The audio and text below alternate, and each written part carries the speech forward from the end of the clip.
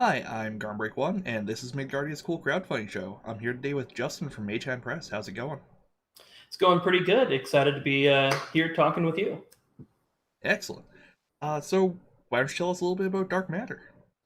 All right. Well, dark matter is a system that works on top of 5e. It doesn't replace anything, and it simply expands what's already there. So, if you want to play a barbarian with a battle axe fighting alongside a robot with a Gatling gun, you totally can.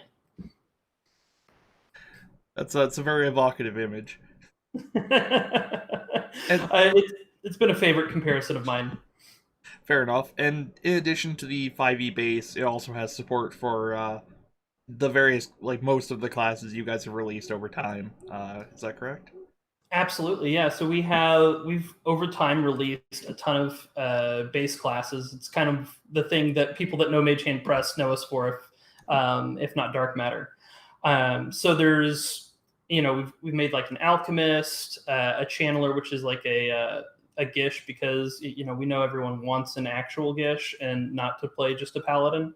Uh, but there quite a few others. We have a cantrip caster called War Mage, and I won't list all of them that we have, but we have subclasses for most of the base classes that we've written.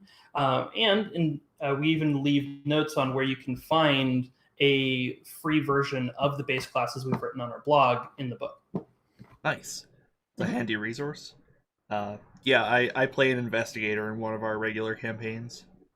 Nice. That is a favorite of mine. I was playing in a dark matter campaign on another channel as an investigator who was a space lawyer. He was in part inspired by John Constantine and in part by Saul from Better Call Saul. Yeah, I describe my guy as half John Constantine, half I think Sherlock Holmes is the other one I go for. Nice. Yeah, and he has like the Whip Cane from Bloodborne. I dig it. Yeah. Uh, that's probably the way I would have gone if the campaign hadn't been focused around the firm, which for those that don't know is basically the halflings created the space mob after they developed the intergalactic bank. As you do. So Yeah. that's a nice segue to what makes the universe of Dark Matter special and interesting. The dark matter lore, we actually leave a lot to the DM's imagination. The idea is that the verse is so big that basically any campaign setting that you already know could exist within it. And I've definitely had a lot of fun, playing around with that idea. But outside of that, the things that are actually in the book, we have a ton of interesting groups and factions. Some of them more silly, like Grax's Guys for Cheap, which is a mercenary company that is, discount, and they're very popular. Then we also have more serious groups like the Sepulchre Knights, which are essentially galactic enforcers of balance, making sure that you know nothing is something so good or so evil would take over and throw things off because they recognize like pure good would essentially leave no room for anyone to make any mistakes, and too evil obviously has its own problems as well. um, and then there's the cabal who specialize in making deals for your soul, but they've specialized in just dealing with part of your soul. If you've seen Preacher, where there's the group that you could essentially sell like 1% of your soul to get something and stuff. Similar idea.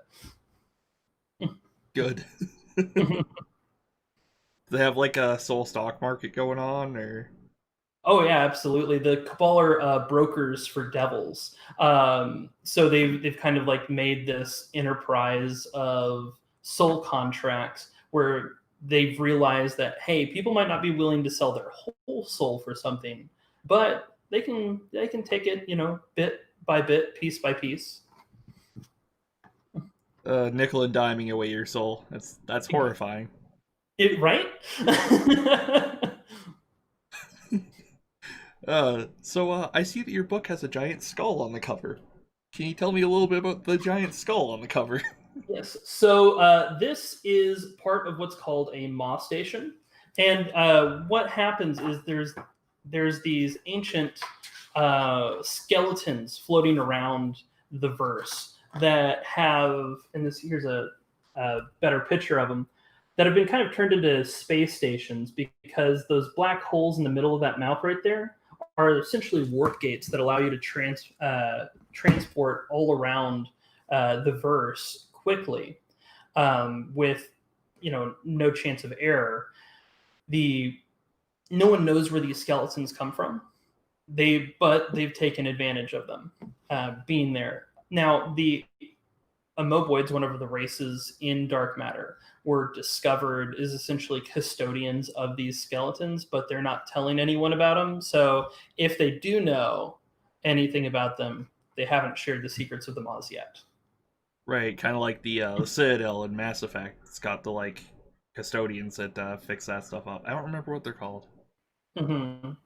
I admit I only played like 4 hours of the first Mass Effect, Fair and enough. most of that was spent making Shepard into Barack Obama.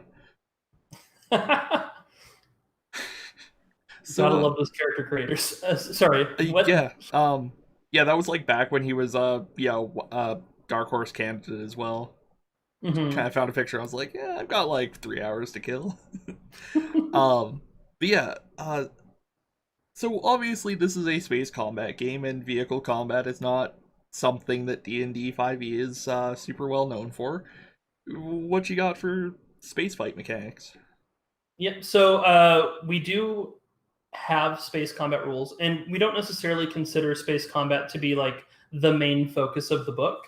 But we knew that it was important to make sure that we had something there, and that we had something that was actually good, because there's so many systems that are like, hey, let's tack on space combat to something, and it's unwieldy and complicated and confusing.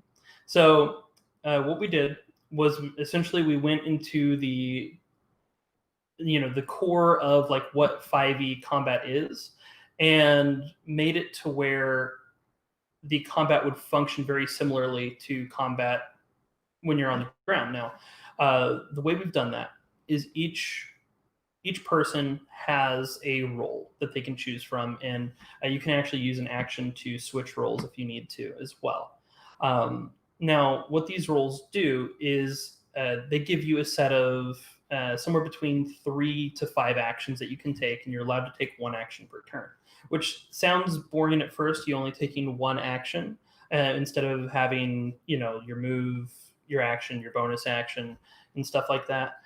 But turns go so much faster because maybe the captain just says fire at will, or maybe the engineer overdrives the shields or something like that.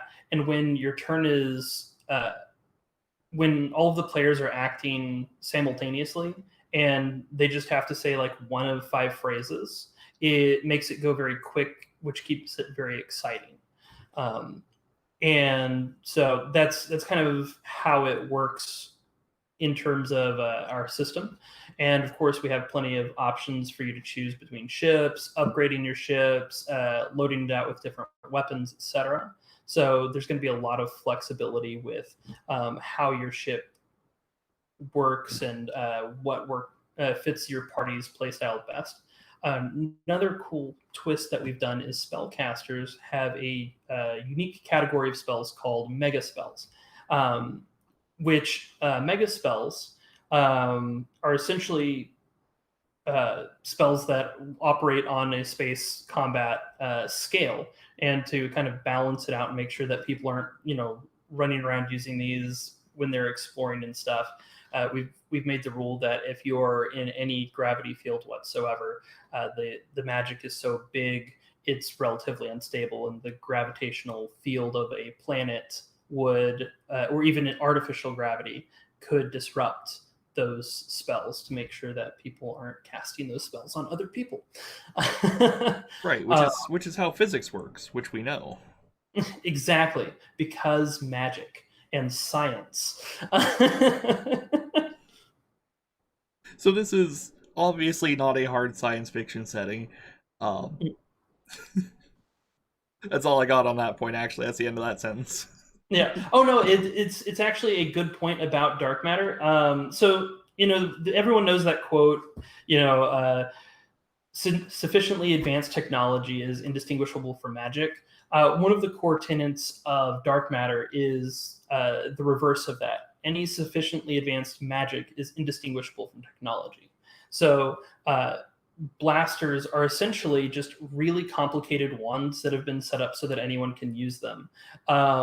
Spaceships operate off of magical energies. In fact, your wizards and clerics and druids, etc., can actually recharge your dark matter engine to allow you to do extra jumps in a day by giving up spell slots and things like that. So there's a lot of flexibility in how the system interacts with the fantasy elements that are inherent to 5e uh, because of that.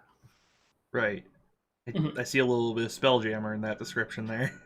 Oh, absolutely. Yeah, I mean, while our aesthetic, might draw from things like Mass Effect more in terms of like art style, there is a very very heavy underlying influence of Spelljammer, where we wanted to play space wizards and stuff like that, Um, but even in more hard sci-fi settings, like when we look at Star Wars, for example, I mean, you literally have space wizards traveling the galaxy, and as long as we pretend the prequels don't exist, it's just space wizardry. There's not some weird bacteria living in our bodies giving people force powers or whatever. But Yeah. yeah, I try not to think too hard about that line. Try not to try not to think too hard about a lot of the prequels. Actually, uh, yeah. could be worse. Um, I just want to point out that your go-to like a more hard science fiction setting was Star Wars. Um, I mean, like there's plenty of others that we could draw from as well, where there's like mystical, unexplained powers. I Yeah, mean, Babylon you know, 5. oh yeah, Babylon 5. You've got on some level the biotics from Mass Effect again are. I think that they do some things to explain them, sciency, but it's really a very flimsy explanation for why some people just have telekinetic superpowers. Um, there's the sirens from Borderlands, where again, like everything is mostly like actual science fiction technology, but then you have these random mystic tattooed women running around being badasses, having spiritual energy coming out of them and stuff. Hey, that's just how things are, man. That's just real Yeah. life. I'm from the country. I know how it goes. Um, so yeah, I think that basically covers most of my like talk about the actual universe. Aside from the fact that you brought graphs back, I see, which is super cool. Um, Mhm. definitely a lot of older D&D influence in good ways. Not I'm not gonna start talking shit about D&D 3.5. We'd be here all day. Um, Well, that's the system that I actually started on back in 2004 when I first started playing D&D. Was 3.5. So there is a lot of influence from both 3.5 and as much as everyone likes to hate on it, fourth edition, where there were cool mechanics that existed in the game. And one of the best ways to make 5e more interesting is to borrow from those editions, and just make sure not to let it get overly complicated like both of those systems did. yeah, and like don't get me wrong, I started on 3.5 Mhm. as well, in a like Mhm. moldy, horrible garage. Um, Are you my twin? as far as I know, I'm an only child, but I don't know what year it was. And then I like ran our D&D club in high school, which was also on 3.5. Um, Hmm. but yeah, there are a few issues with that system. Um, no comment on 4. I've only played it twice. Mhm. But yeah. So what's in? So like the main book's already out. There was a Kickstarter campaign for that. What, 2 years ago? 1 year ago? Two, three?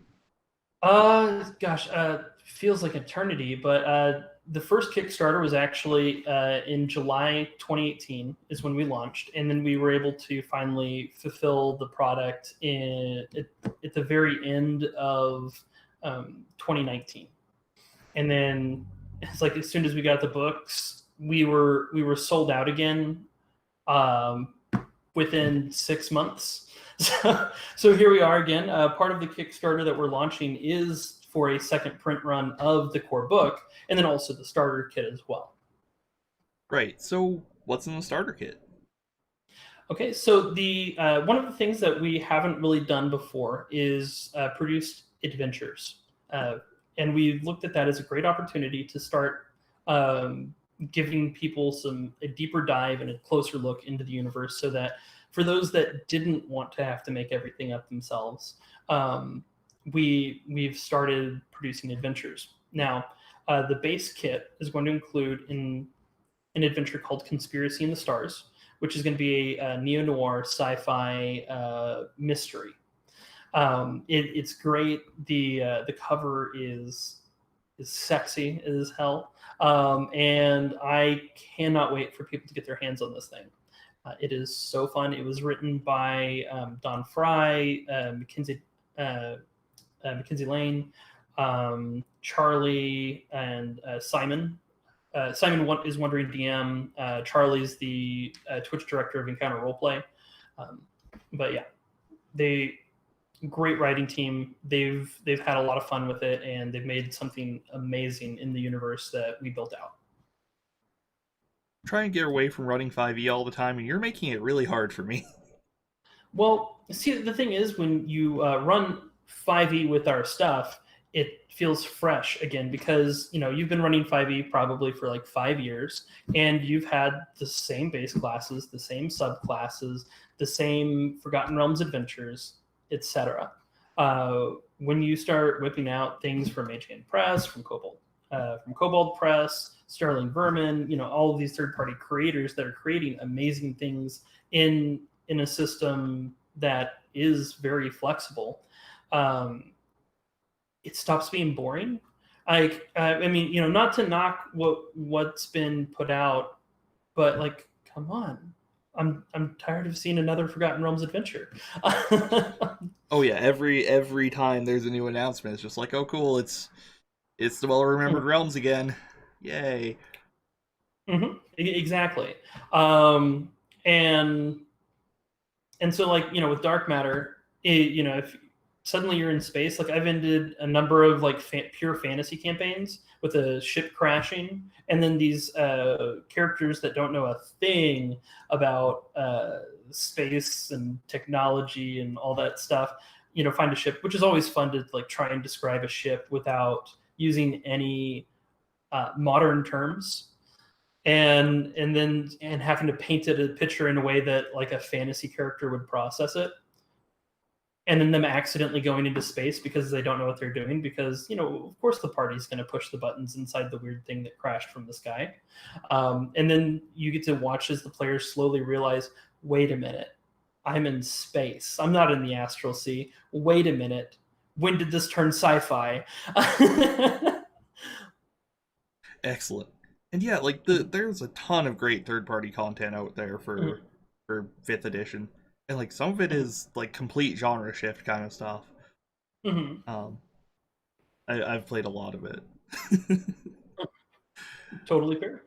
And that's it keeps the game interesting. Prevents it from just being, oh man, I can't wait to go to Baldur's Gate again, like we do every year. Mm-hmm. Yeah, it's Baldur's Gate, Water's Deep, or Neverwinter's like the big three. Yeah. I mean, I'm running Baldur's Gate Descent into Avernus right now. Like, don't get me wrong, it's a great adventure. I just give me Mhm. at least Dragonlance, maybe? Dark Yeah, Sun? Anyway, it's only Forgotten Realms and Magic settings now. basically. Yeah. But you know what? You know, hopefully we'll see. You know, a couple things. There's a number of things I want to see from Wizards. You know, in terms of both product and also you know, ethically. So, what else is in the starter kit? Well, in addition to the Conspiracy in the Stars adventure, we're also going to include the Dark Matter Basic Rules, which is a combination of the SRD that's already available for free, as well as rules that you would need to run Dark Matter on top of it. And it's going to be in a nice little PDF that's got a bunch of fun sketches of Wizmos in it, which, if you're not familiar with them, they're tiny little chaos robots that were created by a Fey Lord because technology made too much sense, and this Archfey decided technology needed to have a little bit of chaos in it, and the Wizmos were born, causing chaos all over the verse ever since. Now, on top of that, we're going to include a two-sided battle map and some tokens of various creatures and characters you might encounter in Dark Matter, a number of pre-generated characters, a full set of dice, a GM screen, and last but not least, a little handout for players that kind of gives people a breakdown of some of the important things that they should know about the Dark Matter universe, like a brief explanation on the various factions and just things that they might expect to find in the verse itself. Well, hell yeah! I mean, it's everything you need to play right in one box. Exactly. So, one of the things that when we were at C2E2 a few months ago, we kept encountering was a lot of people were really interested in what Dark Matter was, but they either didn't own the official books, they weren't interested in buying the official books, or they wanted something a little bit more self-contained in and of itself. So the starter kit is kind of solves a lot of those issues where like there's a lot for veterans to get out of this because like that the basic rule book is going to be a lot easier to keep at a table for as kind of like a quick reference guide for when you need to check a rule but you don't want to go through a like if everyone had this book at the table, I mean, this does as gorgeous as it is, as much stuff as it has in it, as much as I think that everyone absolutely should want it. It's hard to keep a book this big at the table when there's 6 of you, and each of you need to reference something out of it.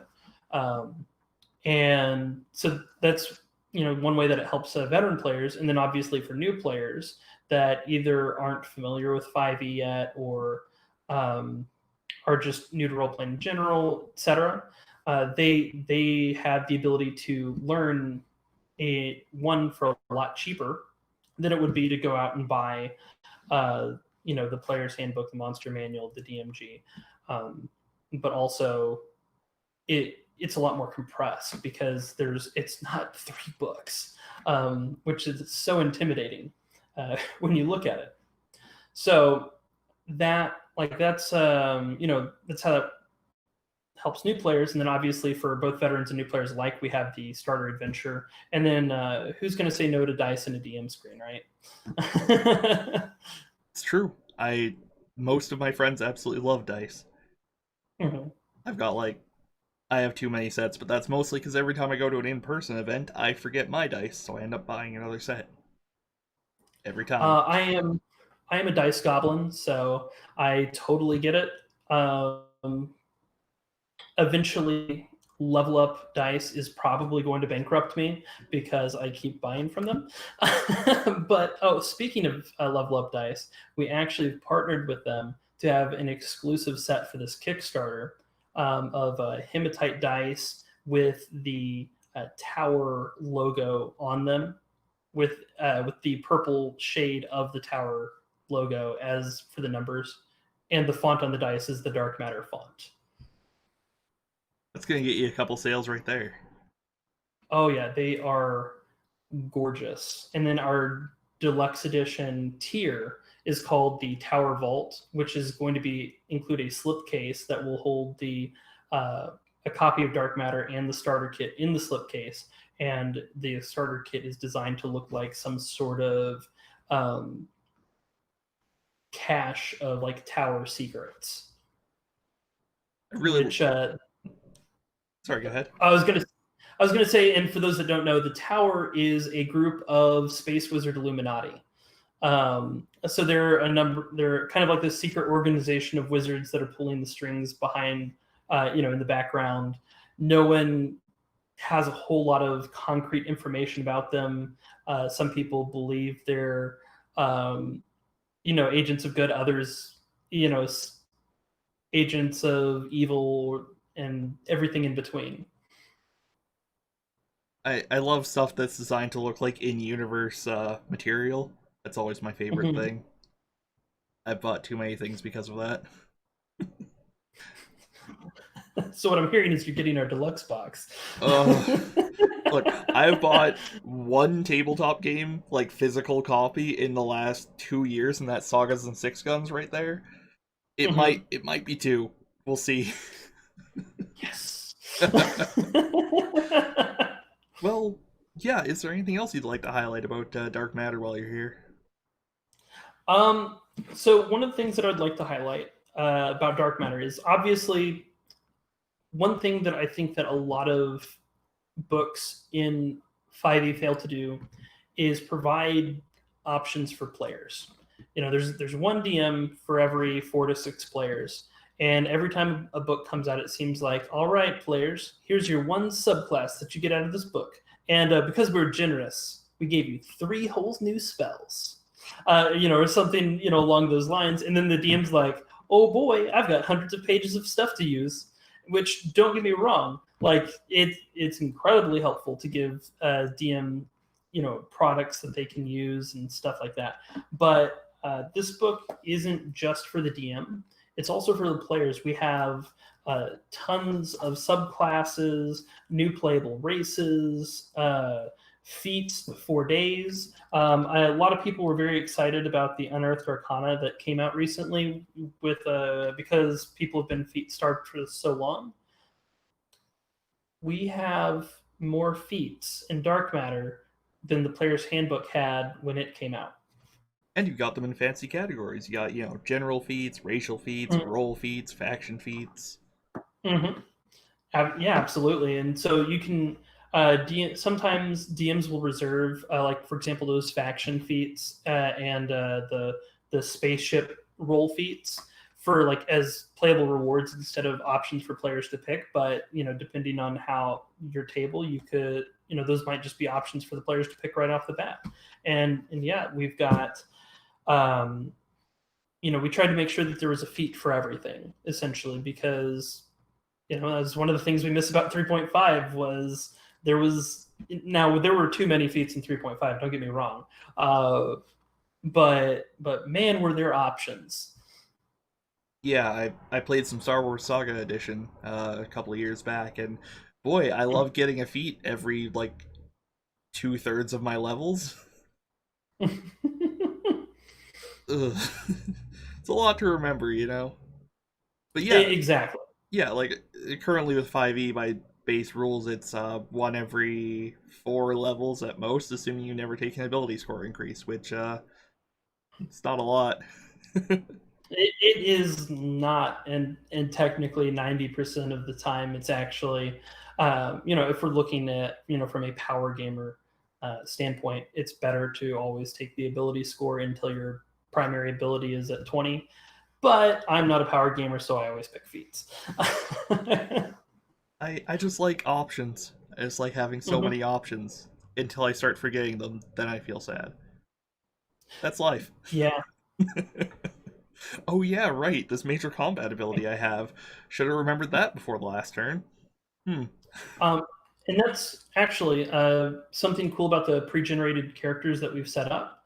The entire rules for the class that the pre-generated character is on and their subclass are going to be built into that character sheet, so that it's very easy to remember that you have everything, because it's not just going to be like barbarian rage. It's going to say like barbarian rage, do this, do this, do this, so that you can actually remember not only that you have it, but what it does without having to reference and dig through books. And because that's where things get forgotten, is when people have to start, flipping back and forth between everything. Yeah, absolutely. Especially if you're doing it, physically and you can't just hit Control F. Exactly. And I mean, we actually kind of got that idea from Monster of the Week and City of the Mist, where your character sheet is also your class booklet essentially. So we've had a lot of fun building out those pregens in such a way that it's very easy to, even if you've never played that class before, look at it and be like, oh hey, I now know how to play an alchemist because it says right here. I do so love Powered by the Apocalypse for just that. Mm-hmm. It's So one of the things they do very well. yeah, absolutely. So this is kind of an oddball question, but a few third-party studios have got like Roll20 integration working. Is that something you guys have in the future for Dark Matter? We are in talks with a number of VTTs about getting our stuff on them. We don't have anything fully set up yet, but what I can say is that it's not cheap to get onto some of these things. So it is one of our stretch goals for this time around. That if we hit, we will be getting our things on a number of virtual tabletops. I'm glad to hear that. Mhm. And for those of you watching at home, please back that. I want that. I want it so bad. Character Mancer is so handy. Right? Yeah. No, it's definitely one of those things where I love playing our stuff, but sometimes when it's like, all right, let's build our characters on Roll20, I'm just like, well, I guess I'll just use the basic rules so that I can use the character mancer.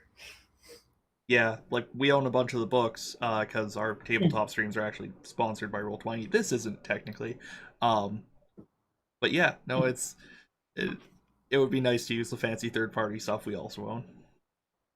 Yeah, absolutely, and we're working on it. I'm glad to hear. Um, yeah, do you have anything else you'd like to bring up while you have this wonderful platform? I think that just about covers it.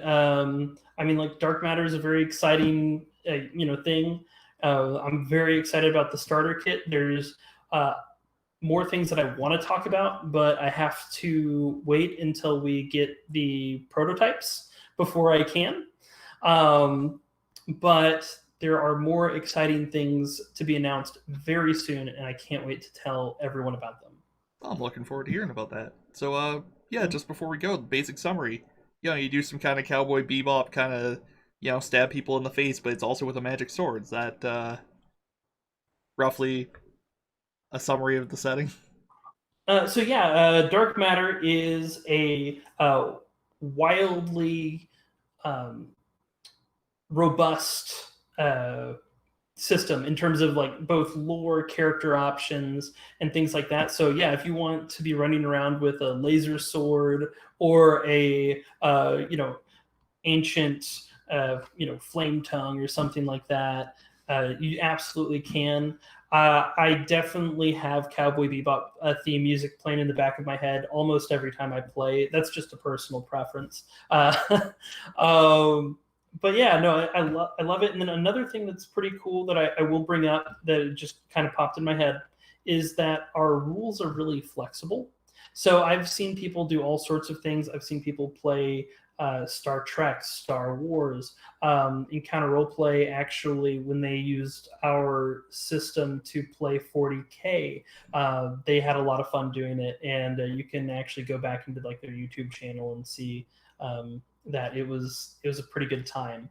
I've seen people play Red Dwarf. I've seen people play Mass Effect, where it's like you didn't have to learn a new system to explore these really fun universes that we want to play games in, but maybe we don't want to buy the Firefly TTRPG or the one of the 10 Star Wars TTRPGs or one of these things. Like not that they're necessarily bad systems, but I personally have a full-time job. In addition to this, I only have so much time to dedicate towards learning new rules, and I know that there's a lot of people out there like me who, um, you know, they want to play, something other than Forgotten Realms or Eberron or Ravnica. They want to play in entirely different genres. Um, they want to play in the universes that they see on TV, etc., and they don't have the time to learn the systems that accommodate that. So we're making 5e accommodate those needs. So yeah, you can absolutely use your lore. I really encourage it. It's a lot of fun, in my totally not biased opinion. But you can also definitely use our system to play in IPs that you've wanted to for years but couldn't. Hell yeah. Well, I'm looking forward to probably doing some of that myself. Actually, we'll see. But yeah, thanks for coming on. This has been a ton of fun. Well, thank you. It's an absolute pleasure to meet you. Finally, because we have you know talked sort of, Twitter DMs and stuff like that. I have tuned into Midgardia a few times as Tweeter Vecna and things like that. But actually having like the face to face conversation was really nice. Yeah, and you're quite enjoyable to talk to yourself. Thank you. And for those of you watching at home, have a good night. Good night.